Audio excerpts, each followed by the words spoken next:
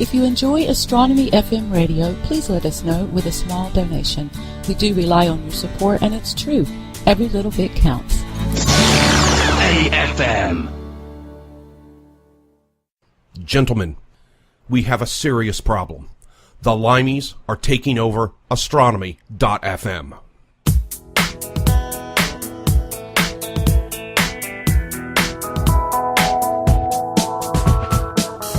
Welcome to Under British Skies. News, views and interviews from the UK world of astronomy with Richie Jarvis, Nick Howes, Ian Melville, Paul Harper, Nick Evitts, Sam Hawkins and Jenny Winder. The show is engineered by Michael Forster and produced by the team.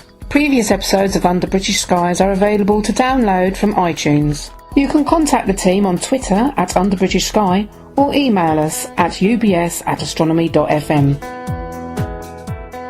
Good evening and welcome to tonight's episode of Under British Skies. And this evening I'm joined by my co-hosts Jane Green and Paul Harper. Good evening. And good evening to you. And we have an extra special guest this evening, and that's Marty Kunz, one of our fellow AFM presenters. Hello everyone. Thanks for joining us, Marty. Glad to be here. Yeah, likewise. So it's been a few, has it been years, Paul, since we've done one of these, and Jane? I think it has been a couple of years at least. Paul, 2 years. Two to 3 years, yes. Where has that time gone? Wow. God, wow. It has gone. It's flown. A heck of a lot has been happening as well. I think the last time I was here, maybe we're looking at 2015, because Pluto, were we discussing Pluto? We were. Yeah, yes. There we go. Yes, I remember that now. So 3 years then. Yeah, oh my goodness. Wow. A lot has been happening since then as well, hasn't it? Yeah. Past Pluto, so New Horizons have gone to the Kuiper Belt object, and so on. Crikey. Looking at the north and south pole of Jupiter, that was a new one, wasn't it? Cassini-Huygens probe going through the clouds. Yeah, well, end of mission. Yeah, the end of mission for the Cassini probe. That was quite sad, wasn't it? Yeah. So a lot has been happening. And of course, actually, the latest. A lot happens in a short space of time, doesn't it?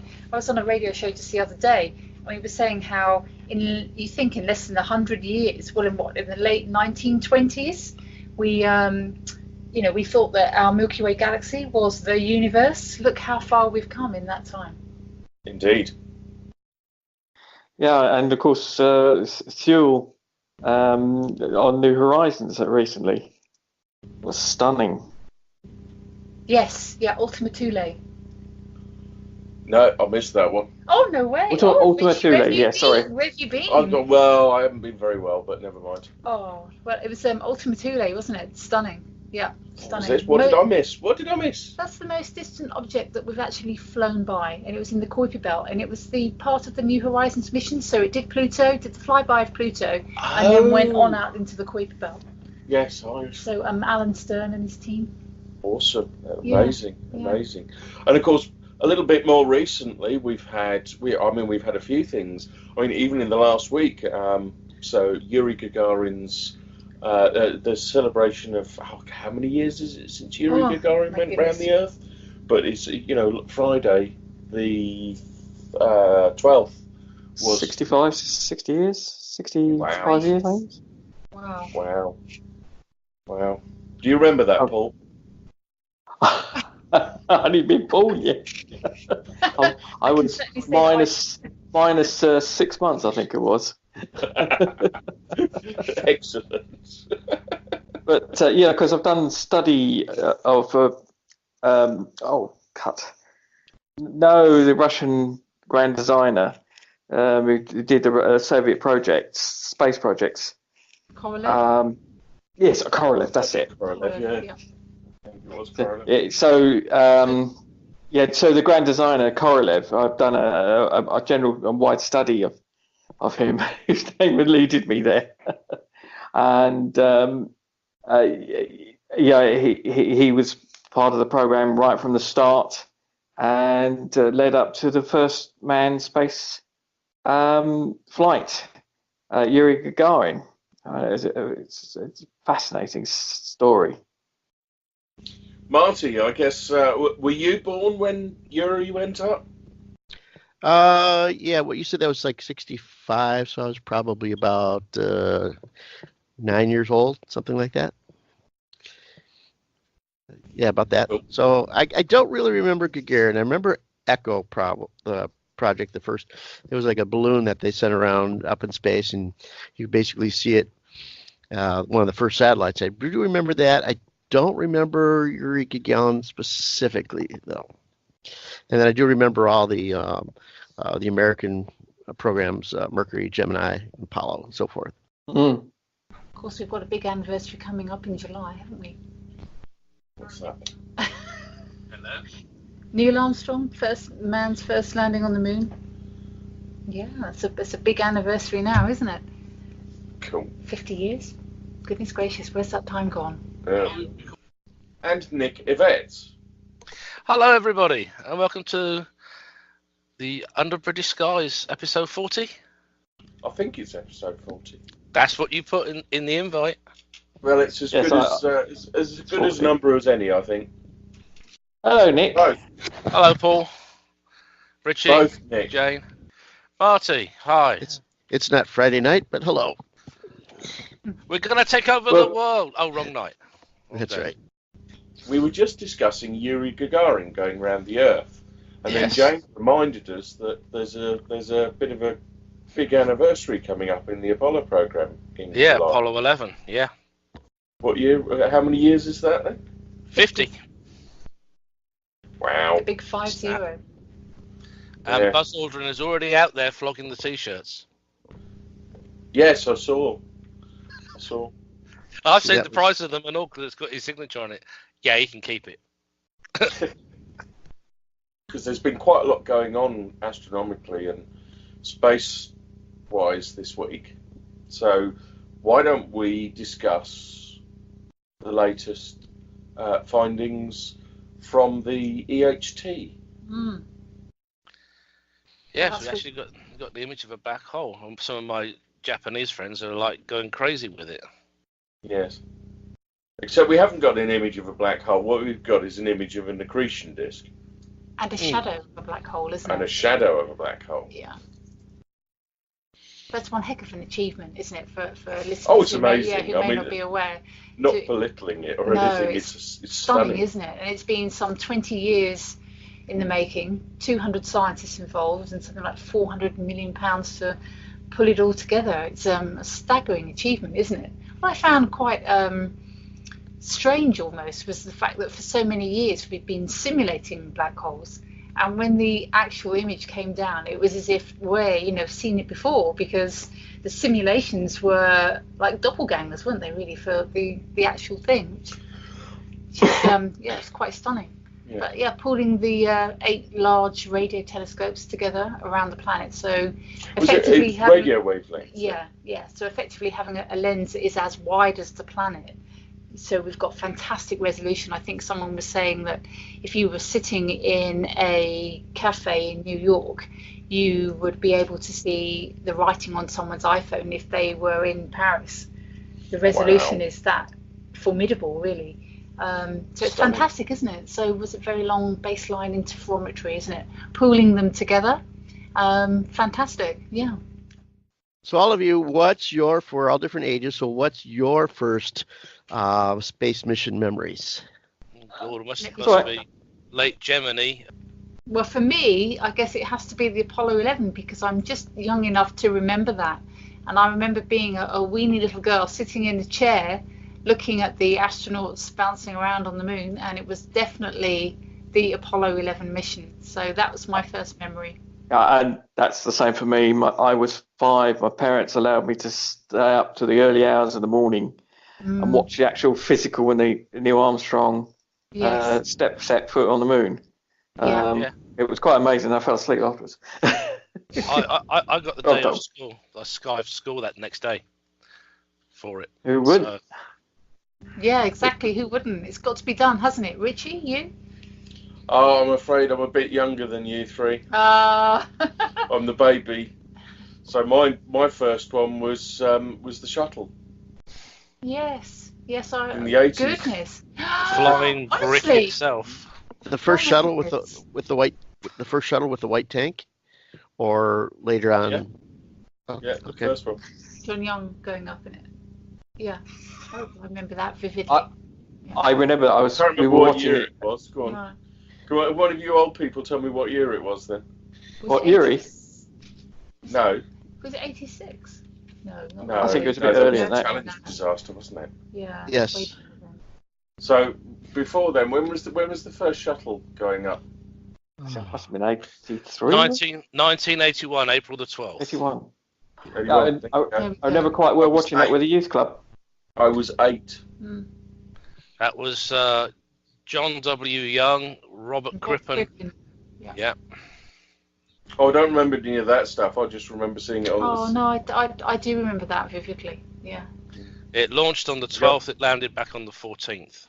Those are the missions that you remember. What's the mission that you feel is the most memorable for you? The last one. Watching the fuel tanks go over from here. Really? I was at a certain company which it will not be named.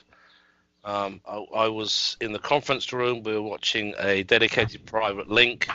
They were actually we still had a feed when the public feed was chopped during the Challenger disaster. We still had a live feed. We saw the panic in mission control and everything. I missed the live portion of that. It was very, very short, Marty. Because of where I was working and the actual feed we had, we were allowed to see what was going on. We were told before we entered into the room, please remember you have signed the Official Secrets Act, and this cannot be discussed until the Americans say so. And that was not given until Richard Feynman finally signed the report on the disaster. I was working at a science hobby store during that one, and we didn't watch it, but then we heard like almost immediately afterwards about what happened, and then of course we found something to turn on and got to see it after that. The shuttle that disintegrated on re-entry. I was actually working. I just come home from work in Latham when that happened. Yeah. And my phone was going off. I was getting messages from UK numbers, which I was like, why the hell am I getting this text message? Tell them that. Said, access your emails now. And they told me about what happened and the fact there was a total shutdown on news about the disaster until they decided what they were going to tell, because they couldn't decide whether it had been hit by a missile or not. No, they were assuming a missile because one of the astronauts was Israeli. At that point, they were reading in that it was terrorists. Not the fact that it was a bloody great hole in the wing at the time. So, for that one, I was working at a science museum, and that got reported throughout the museum during the daytime when that happened. I was at home, just come back from Scouts, and we heard all about it on John Craven's Numerous Round. Oh God, no! He's still going strong on Countryfile. Oh yes, absolutely. Actually, Paul, I remember that too. I remember that being picked up on John Craven's News Round. You are showing your age. Yes, but I do remember very well. I can just about remember the very first Doctor Who, Jane. That's showing your age. Oh my goodness! Well, I have to ask then. When was the very first Doctor Who? 1963. And who was it? 1963. Who was it? William Hartnell. An Unearthly Child. I know the name. Oh my goodness! Wow. I do remember watching Doctor Who. I was an avid fan when I was young, but it certainly wasn't him. It was John Pertwee, actually. Oh yes, I like John Pertwee. I've met Pertwee. I've met Tom Baker. I've met Peter Davidson. Sylvester McCoy. Sylvester McCoy is a great bloke. And Colin Baker. Met most of them. Sylvester McCoy was at a signing with Pertwee, Davidson. I can't remember. I think it may have been Troughton at the time for the Air Zone incident, which was a spin-off. And we were delayed because the shop hadn't got everything ready. Guys, Yeah. there is a limited amount of time. We only have 25 minutes before Jane has to leave. Oh, crikey. So if we want to get an hour's worth of audio... People shouldn't ask silly questions about how come you're showing your age. I didn't. Somebody else did. Okay, let's move on then. Yeah, kind of. That's all right. I have you all beaten age anyway, so don't worry. Uh-huh. How old are you, Marty? 63. Cool. And I swear it's got a 60 picture of Dorian Gray somewhere. I pretty much started with the space age myself.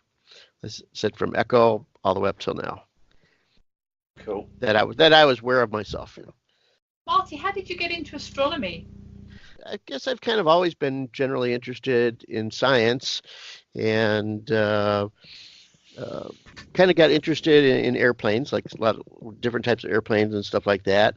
And then a neighbor of mine got a telescope, small telescope, and I got a small pair of cheap binoculars, and we kind of used them together, and we'd swap around a lot because, you know, when you look at a star with a small telescope, it looks like a star. I could see lots of stars with my binoculars. So I kind of was learning how to scan the skies, looking for things, and he was trying to zoom in on different, you know, the moon and planets and stuff like that. And he was always getting frustrated, so he had fortunate parents, got him bigger and bigger telescopes, and I stuck with my binoculars, and so when we swapped off. Then he found an organization called the Detroit Astronomical Society. They'd been around since 1931, and they met at a local university. So he went to one of their meetings and got a astronomy lecture, and that was happening about once a month. So he kind of faded away, and I kind of stuck with the club and got to know the club people there. And they also had a regular, like a workshop meeting was it once a month or once a week, something like that, where they met at a location, and they were big time into making telescopes and grinding telescope mirrors. That was in the late 70s. So I kind of joined up with them, started making telescopes, and then I got introduced to another organization nearby. They were more of an observational astronomy club, so kind of went with both of them at the same time. I stuck with binoculars for about 5 years and learned the sky, so I was actually better at finding things than people were with their telescopes. Most of the small telescopes could only see, you know, some planets and stuff like that, and the stars look like stars. So I could see. I learned where the little fuzzy spots were in the sky. Right. So somebody got a new telescope. We could just plop it up, set it up, and I could say, okay, now point over here and point over there and point over here. And that was kind of the start of it. Okay. So Marty, which TV personalities defined the space program for you? Right now? No, throughout time. Throughout there, let's see. I was actually into it before Carl Sagan, and so that was not like my big influence back then. I don't know. When I first started out, it was more just general astronomy, and the people in the club that I was associating with. We would take telescopes out to the southern tip of Canada, called Point Peel. It dipped into Lake Erie, and it was some extra dark skies there, and a lot of people were going along. So we had like some regular followings of people taking their telescopes out to dark skies and taking pictures. And there was a lot of astronomy conventions too to travel to. I don't think I really had any one particular person influence me in astronomy like that. What about you, Dick? Well, for me, it's got to be Messrs. Moore, Burke, and Clark, because I suppose they were considered the troika from hell when it came to science, because Patrick knew all about the moon, and James Burke and Arthur C. Clarke were very capable as popularizers, and they knew their science, which I think what a lot of people forget about some of the science fiction writers. Arthur was a brilliant writer, but he always grounded everything in fact. And I think it was their run up to Apollo, which, well, this is why we have Under British Skies, Comet Watch, and the Event Horizon, I guess. And of course, of the three, only James is still with us. Yes. Paul, what about you? Oh, it's definitely Patrick Moore and James Burke.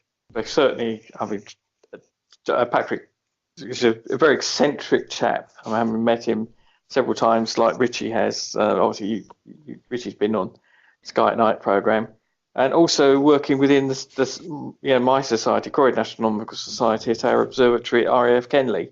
We've got one of the darkest parts of southern London, which is well light polluted, and our local campaigns to get people to come to the observatory, which we've had weeks of cloudy weather, but last night they were open to the public, and they had almost 70 people there. Wow, members of the public, and we're regularly open to the public, which is just nice to meet members of the public, show what we do, explain about the night sky. But we also do our own stuff as well, because members bring their own telescopes. We've got a lovely patio now where members can put their telescopes out in relative safety, and portable mounts, which we can put into the ground. And it's just a hub now. It's quite a mini hub for the society, and it's working with learning from other serious amateurs and learning, and that's what's got me interested, as well as meeting other people outside of my society as well through the Southern Area Group of Astronomical Societies. So it's been a good thing. Yeah. All right, yourself. Yeah, thanks, Paul. For me, well, obviously I met Patrick Moore, and I actually presented with Patrick Moore as well, and he was a big influence. But I guess my biggest influence was Carl Sagan. I came to him at quite a young age. I found him so eloquent, and obviously the Cosmos series was just fantastic. I loved it. So to my mind, he's the consummate communicator of the subject. So a big fan of Carl Sagan. I think always will be.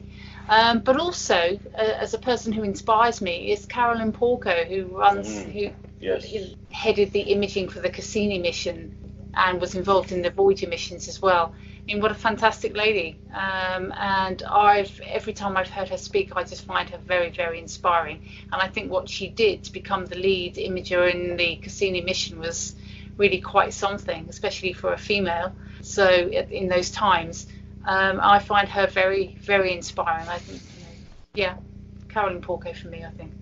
Yeah. Just go back to Carl Sagan. I've still got his DVDs at home. Yes, me too. The Cosmos series. It's still stunning even now. Yes, it is. I know. I mean, I know much of it's been. Well, they did update it some time ago, but a lot of what is in there is still current, still very, very valid. And he did have a fantastic way of communicating the subject. So, for me, very inspiring. I've got some of his other books as well. Yes. Which I bought out of after Cosmos, which we had as a family. Yes. Hardback. Then I started buying Comet, Pale Blue Dots, and There Be Dragons. Yeah, Contact was fine. The book was better than the movie. Yes. But as I say, I think the thing was Sagan knew how to pitch science to an audience. He didn't dumb it down, and no, quite. Yeah, definitely. He made you want to learn about what he was trying to explain to you. Yes. That's probably why I still really like Patrick's books. I still use the James Burke web knowledge website a lot. I still watch Connections. Every now and again, I'll go back to Connections 1, 2, and 3 and watch them, because it's just the way he doesn't make it difficult, but then again, he doesn't go down to the lowest common denominator. I think that's a problem in science today. How do you feel about that, Marty? I'm just different because I got started before Carl Sagan, so I don't have that much influence. But Carl Sagan's influenced a lot of people to get into astronomy. And, of course, must be now Neil deGrasse Tyson's getting people interested in astronomy through what they do. But if you think about it, like right now, well, there's a lot of gaps in between major astronomy speakers, like Carl Sagan was doing Cosmos, and that went real popular, and then he would do some late night shows and interviews and stuff like that. And kind of in between, it was kind of quiet. Same thing with Neil deGrasse Tyson. He redid the Cosmos thing, did a lot of interviews on television shows, and now it's kind of quiet again for a real astronomy popularizer. I don't know whether you ever saw it, Marty, a program called God, the Universe and Everything. Magnus Magnusson, Tourist Killer, was the host.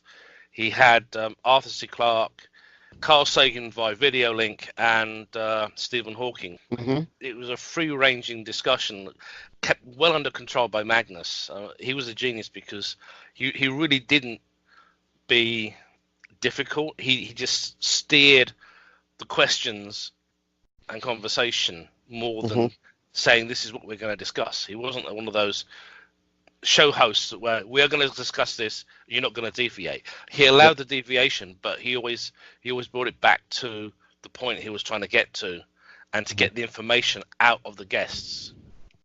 And Patrick Moore had a regular show, right? It was that on television? Yeah, and was still it going week, strong. was it weekly or monthly? Monthly. Okay. So that's somebody that never faded in between, the big popularizing events. He was a very hospitable person, Yeah. Have a drink, Obi. Yes, have a drink. I think the thing was, they pushed the show out because of Sputnik first. They needed somebody who could talk authoritatively on space, and Patrick was pushed forward. And ever since then, apart from when there's been health issues, it's been regular as clockwork. He's been to eclipses. He's covered everything. Voyager, Mariner. He's had the top people from NASA on. He's had access to the Soviet Union as it was then. He was allowed to take a film unit in with him. I think it was for an eclipse, but it was like he got to talk to other scientists there, and he could convince the authorities, we're with the BBC, we're trustworthy. We're not going to attack you. We're just going to, we want to discuss this. These are my questions for your expert. Is this doable? And most times, most places, they say, yeah, okay, fine, we'll do it. Even after the fact that Daily Mirror stole the fax image that Jodrell Bank downloaded of the far side of the moon. It's one of those things, I think. Yes, remember that one. Yeah. Oh boy, did the Cold War get warm over that? They didn't like that, stealing private stuff. Absolutely. Paul, I wanted to ask you at RAF Kenley, is that also is your organization also associated with anything else, like some astronomy clubs are associated with science museums? No, we're not. We're associated with the Royal Astronomical Society. We're also associated with the Southern Area Group of Astronomical Societies, which is about 18 astronomical societies within the southeast of England. Also other local societies, because really we've only got the most active telescope or active observatory in southeast England for people who meet, going to for members of the public going to us for public education, because even Greenwich, which does open to the public, that observing it, right in the middle of London, extreme light pollution, and there it's every month or so. So we're quite regular as long as it's clear. Great. I think that's the great shame that really, even with the move to Herstmonceux, that would have been a brilliant site, I think, even still today, for public star parties. Absolutely. But we have our own star parties. We have Messier marathons. And... Yes, I know. I get told all about them. Don't worry, Paul. I hear all about them. You always say you go to RAF Kenley, but is that the name of the astronomy club? No, the astronomy club is Croydon Astronomical Society. Croydon. Okay, I remember you saying that. But we're actually just on RAF Kenley itself, Yes. which is still an RAF base, albeit for gliders. Pilot training. Indeed. 101. That's right. Be interesting to see what will happen if that ever got reactivated and got typhoons sent there. I think that'd be quite interesting. I think it would be difficult with the airfield, but it does have a proper airfield. I mean, it has had planes land on it in the last 10 years. all like aircraft stuff. Yeah, as I say, I think the greatest thing for you guys at Croydon is the fact that because it's only a glider facility now, you haven't really got to worry about being interrupted by afterburners. And it's well, absolutely, and it's also a protected area because there's lots of Spitfire firing pens and associated with as a World War II base. Yeah. So yes, it's a protected area. Guys, very interesting, but Jane's going to tell us all about the black hole. No, I'm not. We've already covered most of that, haven't we now, really? Have we? Yeah. Yeah, is it something like 250 petroflips data or something? Well, we could do like a reaction to the black hole quickly. Sure. Let's do the black hole. One of the interesting things I've noticed about the EHT imaging is I've seen an upsurge, particularly in Southeast Asia, of interest in astronomy, purely because of the huge amounts of data that they've got. I think one person stated it was like 250 petroflips of data alone from the imaging session. That and the fact that we actually successfully built the world's biggest interferometer. So I've got it out in one go, so that's an amazement. Yes. And we actually made it work. In terms of radio astronomy imaging, I'm using the word imaging in 99 and 66s, it's a first. We've got the E Merlin array, we've got the SKA, and quite a few others smaller arrays. The fact that we actually did this, and we actually turned the whole planet into one radio telescope, that to me is the greatest achievement. We did it. We made everything work. How many stations? 8. Well, 8 stations around the world making up one radio telescope. That to me is the achievement, because it means with the refinement of technology, we have the capability of going further. Radio astronomy allows us to look back into the early universe much easier than optical does. So now we have the opportunity, perhaps, to start getting back to Event 1. We're going to need to use space platforms for some of the work, because we need to use the near infrared and stuff. But we've proven we can make a world-sized radio telescope work. Look at the one the Chinese built in the valley. There's Parkes, there's Arecibo. If we could actually bring everything like those dishes into service as one array, we have the ability really to go back as far as we really want to. Literally, the sky is the limit. Well, to combine them together, it's really difficult when your telescope's on the other side of the world with everybody else, though.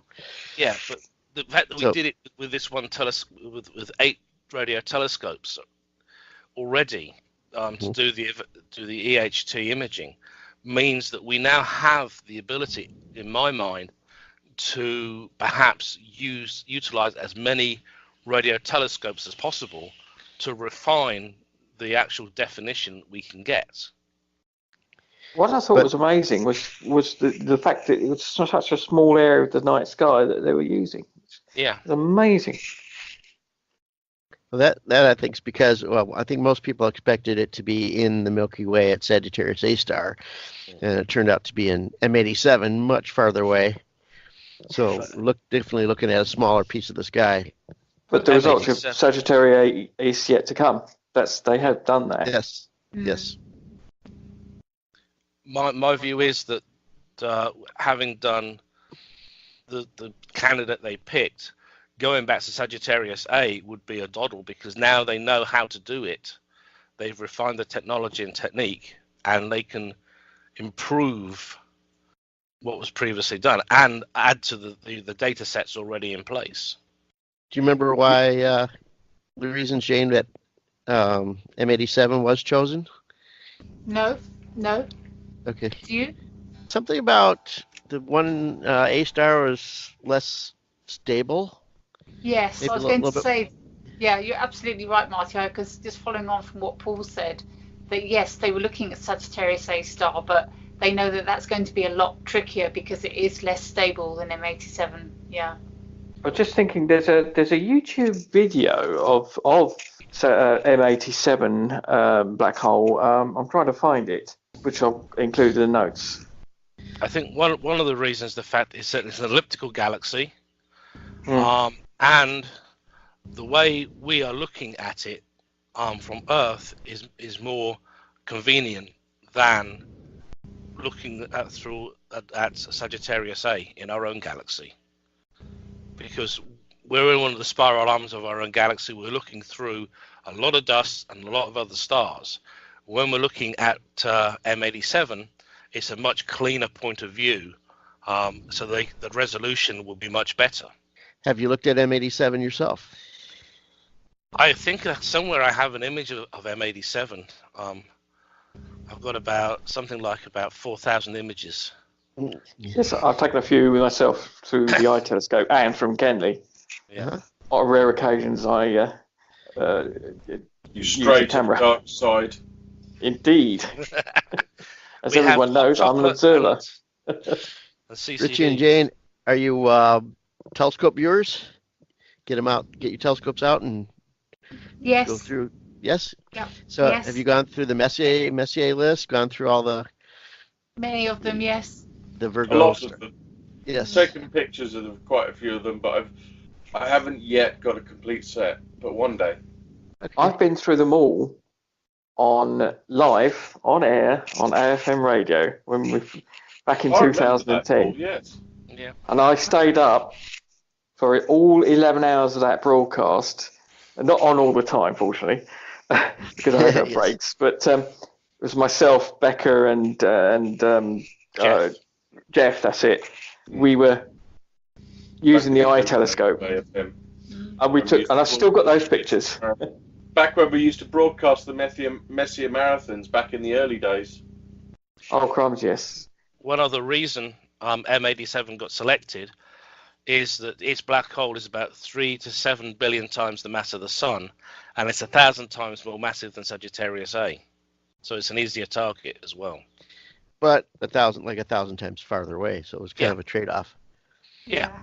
I wonder when they were first announcing it, we're going to come out with a picture. We come out with a picture like, well, usually I was wondering about that. Why don't you just announce that you did take a picture and then show it? I thought that was a little bit backwards, and I kind of figured out it's because they had to get the right conditions on Earth, especially to have all the telescopes lined up at just the right time, and all the weather conditions good at just the right time. They were everywhere from the South Pole to I can't remember what the northernmost ones were anymore, and the eastern and western ones I can't remember. So they had to be all just at the right spot, and they had to take it at the same time. And with the Earth rotating, there was a very limited amount of time that they could actually do an image, because otherwise, if they waited too long, somebody would have rotated around the Earth and it would have been gone. Or if they couldn't take it earlier because somebody wasn't above the horizon yet, so they had to wait for all of it to coordinate. And I guess they had taken a picture previously of something, was it a year or two before? So they kind of like they had a practice run before, if you remember. If I can't remember. Go ahead, Jane. 2017, I think it was 2017, yeah. And they were utilising precise atomic clocks and GPS systems to, as you say, keep the observations totally synchronised. And I think it was to within a millisecond, which is just incredible, isn't it? Yes. Absolutely amazing. And the scientists had to know the geometry of the Earth as well, and the telescope locations to within a centimetre, which is totally stunning, isn't it? Yes. Yeah, just amazing. Yeah. So they were in Hawaii, Antarctica, that would be the South Pole telescope, won't it? Chile, Mexico, Arizona, France, Greenland, and Spain. So it was a pretty wide area, wasn't it? Fantastic. Yes. So they were huge achievement.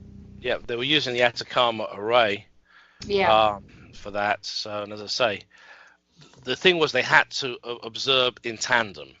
It's still a feat because we've proven we can do this, which means we can go on and we can look for targets even more difficult and now do something and show something.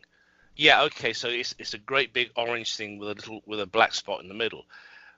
That's about what you're going to get. You're going to see the accretion disk. You're going to see where the black hole will be.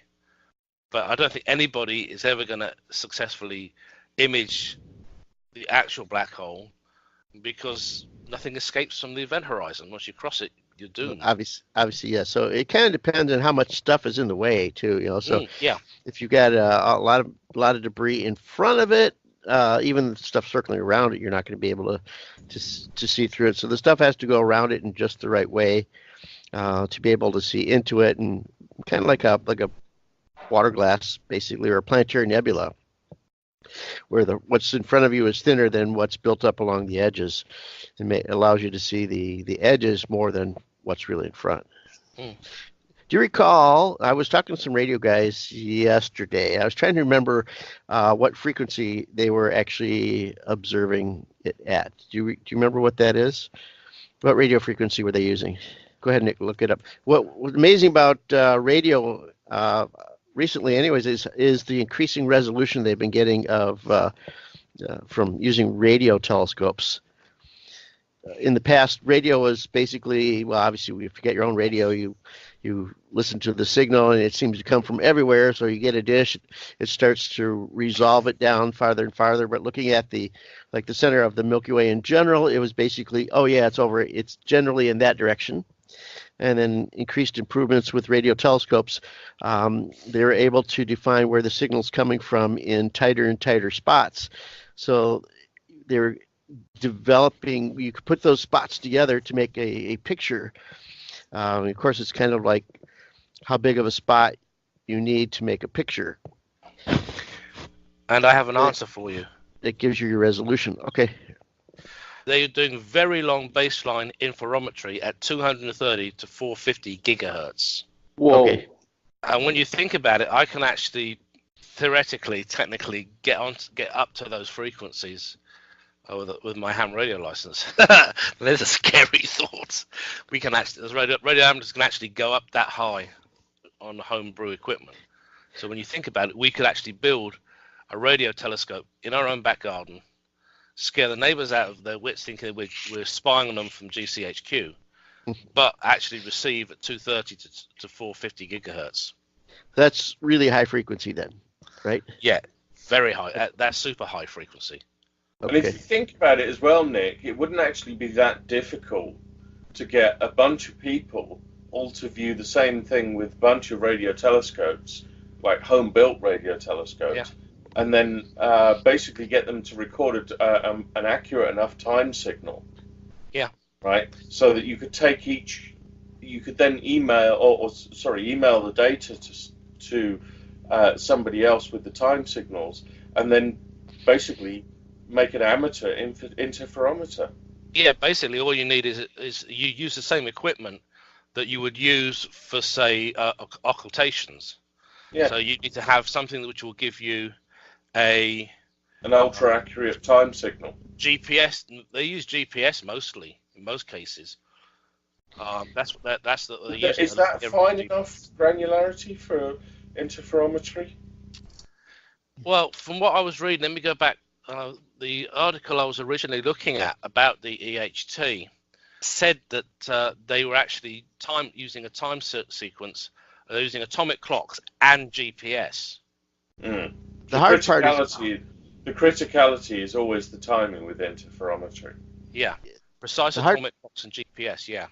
The hard part is combining your data so that the peaks in the wavelength overlap instead of being 180 degrees out of phase, and then you end up with zero data.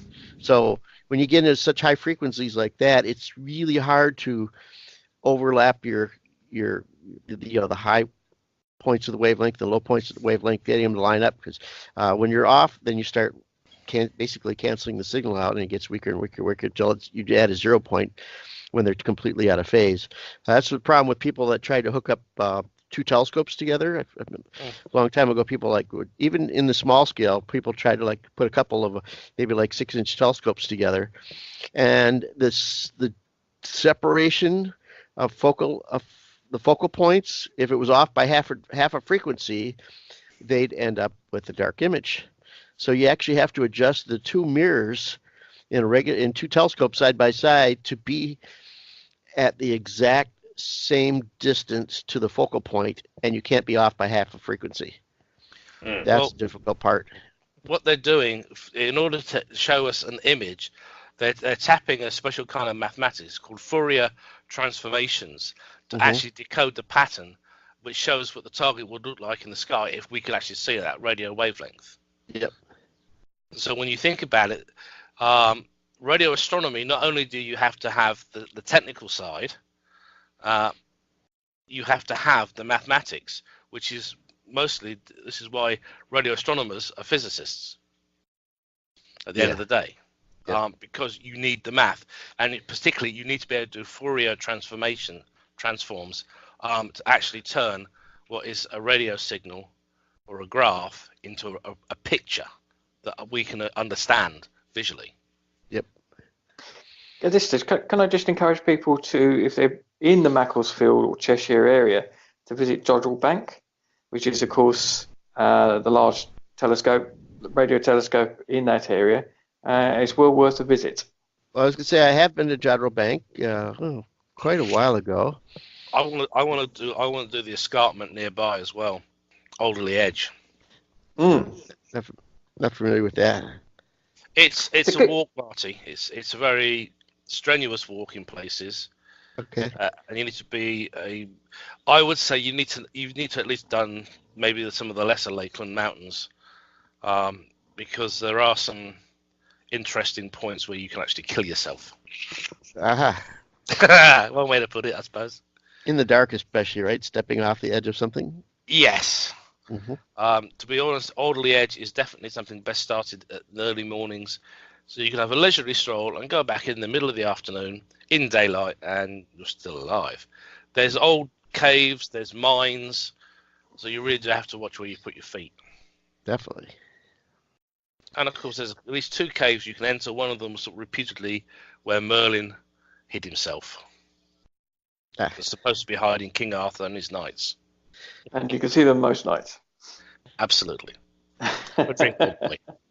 Yeah, I mean, Jodrell, I was there May last year, and to Jodrell Bank, and they've improved it a lot over the years. Yeah, you can now actually go right all the way around it. And in fact, if you see my Facebook profile, you see a picture of me with a camera on the ground with the dish behind me. I mean, you can get that close now. So you have to turn off your mobile phone. Admittedly, the mobile phone was actually no. I was using my mobile phone, but I was on airplane, so it wasn't transmitting anything. So I know I've been to the museum next door, but right in the facilities, is that still basically by appointment, or do they have a regular public opening times for the facilities? It's telescope. Open directly to the public. It is, well, great. £8. I didn't have that ability the last time I was there, so I got to the museum. I think that was, I went to the museum, and then I went to the planetarium show. Yeah, well, I wanted to go to the planetarium show, and I saw what was playing. Well, back when I went, I was actually doing planetarium shows here in the U.S. So I went all the way to the UK, wanted to go see one of your planetarium shows, and it turned out it was the same planetarium show here in the U.S.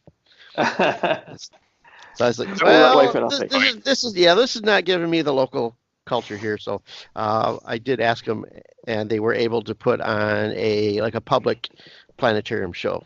So I appreciated that. Cool. The commercial one that was showing here and there, I probably, if the program stopped, I probably could have continued speaking for the program. So. Oops.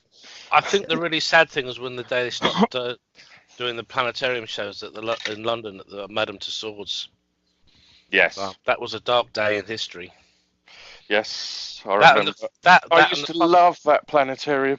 Yeah, me too. I think a lot of people did. Patrick Moore commandeered a Coast Guard helicopter to have a go at Sir Martin Rees in face to face. When I go traveling, I try to visit astronomy clubs and planetariums as much as possible. Same here. I quite like the South Downs Planetarium in Chichester in southern England. That's quite a nice. Yes, that's a good one. Yes, and of course, if you like planetariums, you could always come to Chaley Fate on the 20th of April, because we've got a planetarium there. Oh, a mobile. Yes. Yeah. Yes. Of course. So Darren Baskill's lending us the Sussex University one. Comes free with a couple of students. Oh wow. I've been to the one here near to me in Schenectady. That was interesting because they got one of the new digital projectors. Oh, cool. It was fairly sucky, actually. It sucked. It was very, Some are better than others. Well, it was really a case of they had our argument, Marty. Betelgeuse versus Beetlejuice. Beetlejuice, definitely. Betelgeuse. Beetlejuice. Betelgeuse. Patrick. It's Arabic. Yeah. I was saying I like visiting observatories also, and I've been in astronomy clubs too. I try to look them up before I come over someplace out of a different state or different country. And I really prefer the live show because I like the local flavor, the local culture. I've been to Edinburgh, that observatory up on a hill in a park, something like that. Is it? I remember that. I don't even know if it's open anymore. I've been to Mount Hamilton, to the lake, and they have their visitor book, and I was signing it, and it says, please do make sure you give us your name of your club. I wrote British Astronomical Association, and I guess someone was looking to see what was being signed on the book. Oh, you were the British? I said, yeah. I said, well, would you like to come and have a look at this? And they took me in. They showed me the Alvin Clark refractor they had. Oh, so they thought you were more important than you were, Nick? Absolutely, yes. Yeah, well, that's when you just keep stum and let them carry on, isn't it? Oh yeah, I didn't say anything. It was, I suppose if I had FRAS at that time, it would have been like, how? Yes, sir. 3, sir. Yes, sir. 3 bags full, sir. What would you like, sir? Because I spoke to one mate who's got the letters, and he went there and he signed the book as FRAS, and he couldn't believe it was instant grovel time. So what's the farthest away? What's the farthest away you think you've all been as far as like astronomy clubs, observatories, actually being in, or science? California. California. Yeah. So I think I've been to Alaska. So that's what 5,000-6,000 miles. Mhm. Mine's a bit more local to that. I think the furthest I've been out. Been down towards the equator. Oh, nice. Oh, Chennai. That was a good one. The Venu Bapu Observatory near Chennai. Where's that at? I'm just pulling it up. Ah, okay. In the middle of a jungle. Yeah. In the Indian subcontinent. Gotcha. Well, I suppose I could say Uttar Pradesh, but I just went out after dark, and just looked at the stars and said, "Seen the nice guy from India, Ching." Yes, same here. But that was definitely an interesting event. So yeah. How about you, Paul? Have you gotten a ways away to do some? I've only really been to amateur observatories, really. That's fine. The furthest I've been is the Norman Lockyer Observatory, which is in southwest England. And I have been actually to the Institute of Cambridge, which has several observatories, and that was quite interesting as well.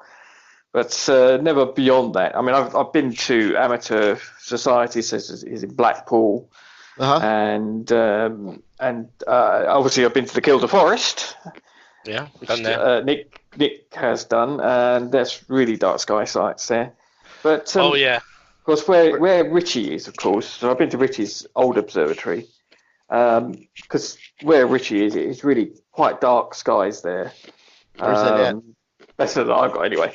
And of course, you've now got the place called the South Downs on the south coast, which will soon, I don't know if it is already, a dark sky site. So yes, Marty, that is basically somewhere near, just north of Lewis and Brighton on the south coast of England. No, Lewis is actually part of the South Downs National Park. Lewis, yeah. So it's in that sort of area, perhaps further over. The unfortunate thing is the South Downs National Park actually finishes 3 miles south of me. Yes, so you could see why Richie is actually in a very, very dark sky, and he's in a very nice area. Having actually been to his observatory and set up a telescope many years ago, it was quite amazing, really. All I will say is Jers is Guernsey and Alderney. Well, I have a friend in Alderney who takes pictures. He's a friend of Patrick's, or was a friend of Patrick, I should say. And he used to have lovely pictures, images he took from Sark and Alderney. Well, Alderney's an international dark sky park now, and that really made the islanders' day when that went through, because they've been claiming for a long time that we got some of the most pristine skies in Europe, and when that got approved, it's like that opened up them for some major astrotourism. So for Marty's benefit, that's just, these islands are just off Brittany, if you don't know where that Channel is. Islands. Just off the coast of France in the Channel. Gotcha. They're British, and the rest doesn't need to be said, does it, chaps? Yeah, but so the farthest north, I guess, was in Edinburgh. That's it for you. And then some places around England. I actually visited the Harrogate Astronomy Club because they happened to be having a meeting when I was there. I used to live in Harrogate. In fact, my daughter was born there. Oh, nice. Harrogate. Harrogate. Oh, Harrogate, yes. I will not even say I'm pronouncing it close, but that should be pretty basic one to say. All right, then let's see what down in Bolivia. Went to Bolivia for an eclipse. In one of the cities, they had a planetarium, but they just opened it up for us to kind of look around. So we never got a show, but I think I got some pamphlets or something from it. So that was just about the farthest planetarium I've ever been to. Just totally offbeat. They reckon that the human brain's been getting smaller since the Stone Age. More dense, you mean? Probably, yes. So it's good night from me. And good night from him. Good night from me, Marty. Good night. And it's good night, Marty. Thanks for joining us. Paul, thanks for joining us from hospital, and get well soon. And Nick. Hey guys, I will be back in the UK probably from the end of July.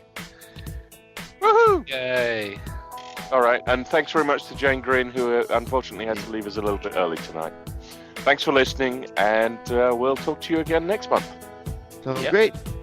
Clear skies all. Clear skies.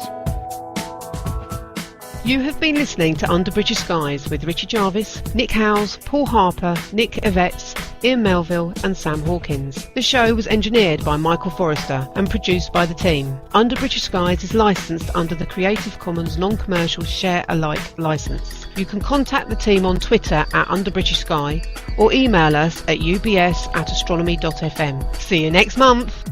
You are listening to a universe of possibilities. This is Astronomy FM. If you enjoy Astronomy FM radio, please let us know with a small donation. We do rely on your support, and it's true. Every little bit counts. AFM.